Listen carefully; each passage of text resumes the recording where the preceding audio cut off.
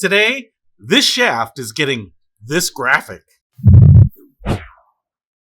What's happening, Panda Nation? Peter Von Panda here. I have my Lab Golf Mez 1 putter here. It's a steel shaft, and I bought this decal here from shaftwraps.com. They make vinyl decals that go around golf shafts, so you can put them on anything.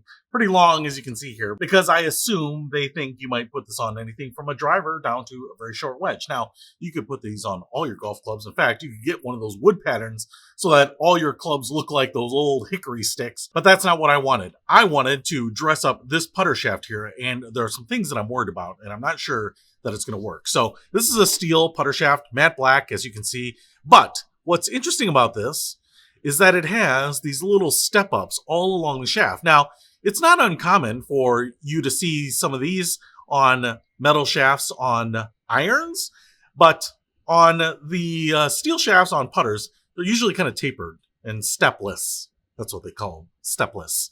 Not Stepford wives, but stepless. So if they were stepless, they'd look a lot more like the graphite shafts. So a driver's shaft is smooth all along the shaft. A vinyl wrap around it wouldn't be much of a problem. But I'm kind of wondering, even though those step-ups are a little subtle, if that'll work on this, or if I'm going to have to bust out a heat gun or a hairdryer to kind of get them to conform to the little step-ups there. So what I want to do here is see if I can add the blue camo pattern that I really dig these days to this shaft and see if it will cover the stepped shaft here. So we will find out.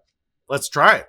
All right, so to install this, because golf shafts taper here, this is going to be the thinnest end, and up here is going to be the thickest end, and the vinyl wrap also tapers. Now, I will tell you, the easiest way to determine which end is the skinny end is just to bring the two ends up here, and you can see how much skinnier this end is, right? You can see that this is the wide part, so that's the top. So what I'm actually going to do here is I'm going to just trim this a little bit, and maybe give myself a little extra room, but put the skinny end down by the bottom of the club here, and then just trim a little above where the grip is so I don't have to have all this excess hanging off here. And then what we will do is I am going to not peel this whole thing away. What I am going to do is go ahead and prop up my golf club right there. And then I am just going to go ahead and peel this just a little bit like this. And one of the things that I'm going to do is I'm going to try to center the front of the shaft right in the middle there. So if I pull this and I'm looking down at the shaft here, I want to wrap it around the back, and I want to kind of hide that overlap on the back here. So I'm just going to put that, and I'm going to take this back end and just kind of center it along the shaft too, just to make sure that it's all aligned properly from stem to stern. And it's okay if I'm a little over the bottom of the shaft, because I could use an X-Acto blade and kind of cut around it, but I just wanted to make sure that I'm centered there. And now I'm going to pull the backing away here. This is just my technique.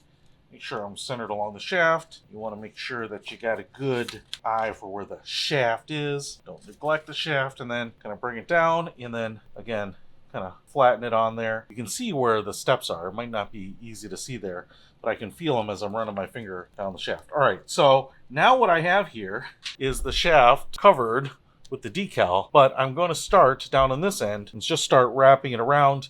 And what I have kind of found is pushing from the middle around just to get it covered on both sides so that you don't end up with, gaps. I'm not really concerned about the air bubbles. I don't think those will be very obvious, but you don't want any really big gaps anywhere. And then just kind of keep working it all the way around. And then what you don't want to do is necessarily get one and the other end even. You want to decide, and I think I'm going to decide on this end, continue to wrap that all the way around, because you don't want them to kind of meet and then have like a piece where they create like the seam. So you want to make sure that you get one side all the way wrapped around so that when you start covering it from the other side, it overlaps and they don't meet. You know what I'm saying? So I'm just going to keep pushing this down all the way until it goes all the way down. And then I'm going to start on this side to meet it. All right.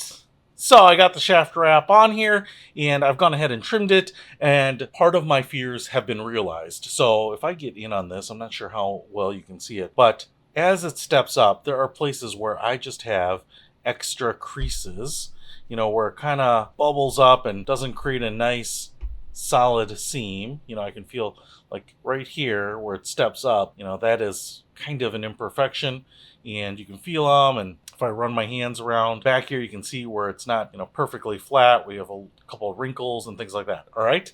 So that is not perfectly smooth, but there are a couple things I want to mention. One, the seam here where it overlaps is pretty much on the back where you're not going to see it.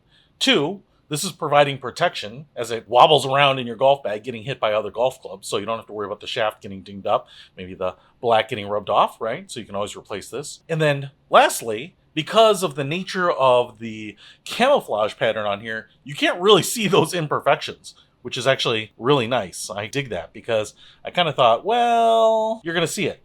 Now, if you get a solid color, a solid matte black or a solid gloss black or something like that, then these imperfections that I can feel right here, are probably going to be more visible.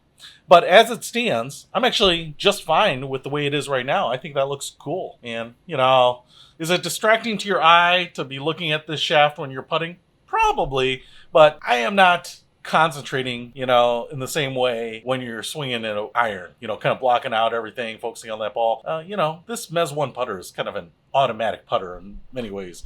So I actually just like having a little flair there. So I definitely like the shaft wraps. I might just take a heat gun or a hair dryer and just hit this and see if it kind of shrinks it up and takes out some of those wrinkles. But as it stands right now, I like it the way it is. So if you want to add a little flair to your golf shaft, whether it be a driver, a wood, an iron, or in this case, a putter, the most amazing putter that you can get, well, I think you will dig it. So if you want to pick one up, I'll put a link to them in the description below. Peter Von Panda, out!